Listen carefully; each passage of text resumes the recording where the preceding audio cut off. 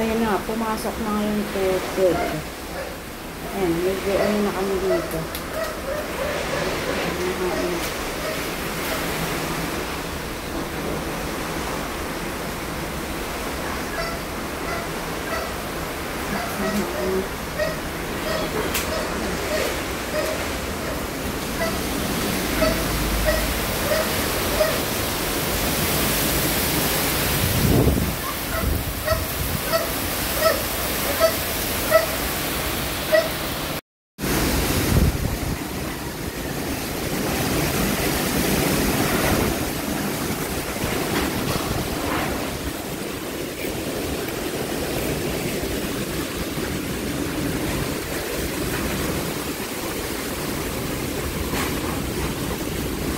Matibay talaga yung puno. First time ko maka-encounter talaga ng ganito. First time.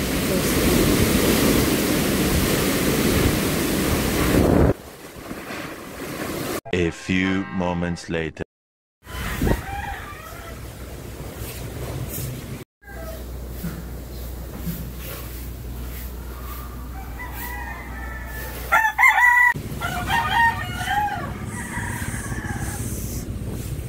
Ayan. Sasakyan.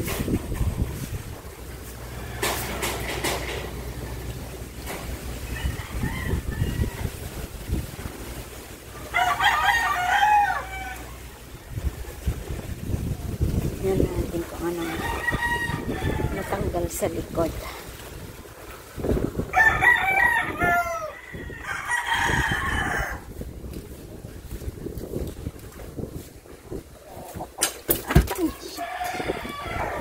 Aray ko, hindi ko nakita. May manok pala dyan. Wala. May yung design ng ano. So, ayan. Ito na siya. Grabe. Kanina akala ko mababasag na. Ayan. Abot talaga hanggang dito yung ano.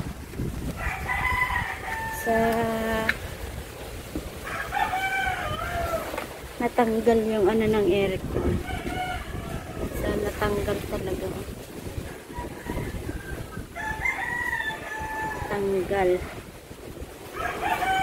Sobrang lakas. Natanggal yung kisame.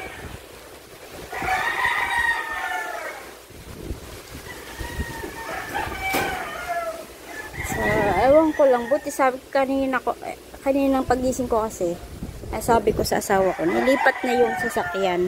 Kasi tatamaan nga siya. Ewan ko kung natamaan siya. Hindi naman. Sakto lang, sinabi kong ilipat. Saka lang bumagsak yung yero.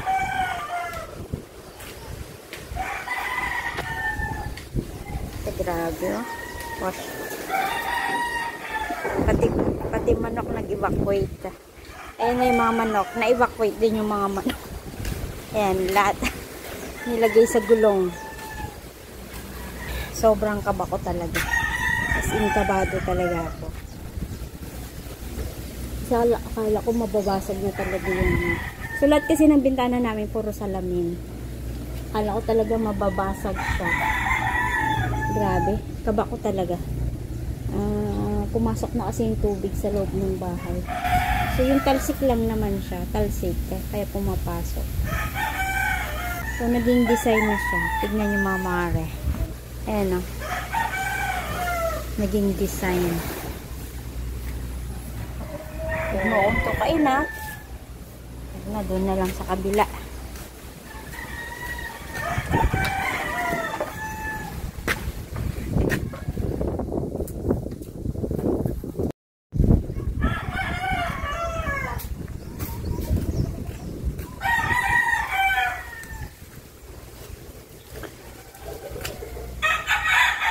Nag-evacuate yung mga manok.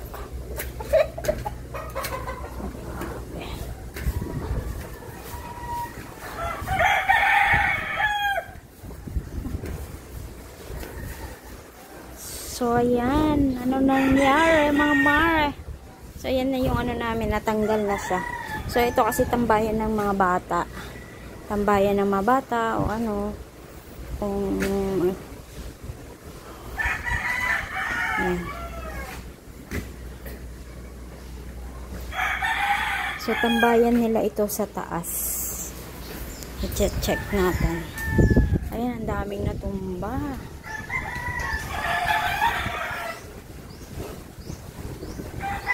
Mahangin pa rin. Tatawa talaga. Hindi ko alam matatawa. May sumabit na mga ano. Sumabit na mga dahon.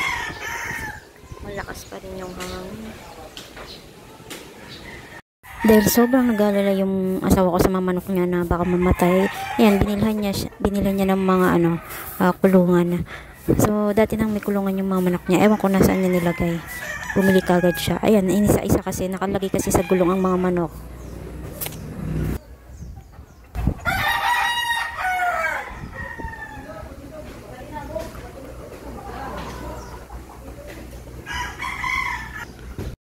So, ayun, lahat ng manok ni Philip evacuate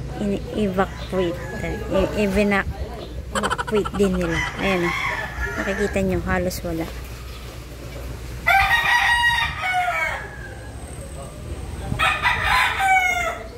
Wala si number 1, number 2. Ayan, nasaan sila? Pati yung mga nasa kulungan, wala.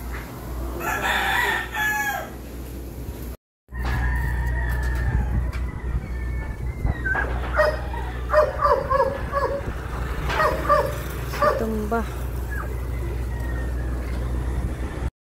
Nakita nyo naman mga mare yung poste talaga natumba. Parang konektado ata dito sa linya namin. Yung natumbang poste doon sa tawid. Nandyan din yung internet connection ata namin. Dyan din ata nakaano. So nakita ko kasi yung mga wire ng internet. So nakalaylay kanina. So buti na lang tinanggal na lang. As of now, ano talaga, wala kaming kuryente. Ayan, natumba nga mga mare. Sobrang halos lahat ng madadaanan mo, natumba talaga lahat ng poste dito sa Masbate. Hindi ko na binidyo kasi nakakatakot mga mare. Motor lang ang kaya kong i-ano. Kasi pag kotse kasi ang dadalhin ko, hindi kaya. Kasi as in nakatumba kasi yung mga poste. Baka sumayat kasi sa sasakyan mga mare. Kaya hindi ko kayang ilusot.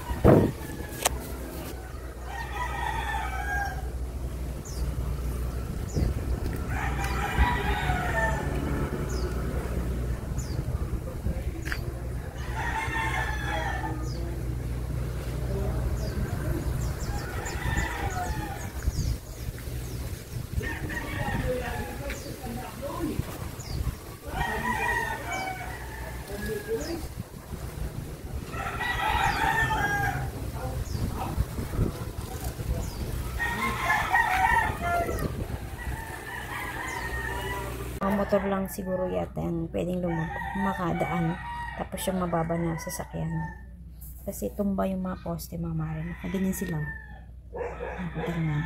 So halos lahat ng poste na makikita mo, so halos yung mga nagkatumbahan mga mare, yung mga lumang poste na ng mga kahoy, yung mga dati pa na poste, yun yung nakita ko mga nagtumbahan. Tapos yung andyan, yung pinakita ko sa inyo, yan. Mag-ano sana ako dun kaso sobrang delikado na. Hindi ko napaka-delikadong mag-ano sa labas. So stay at home pa nga.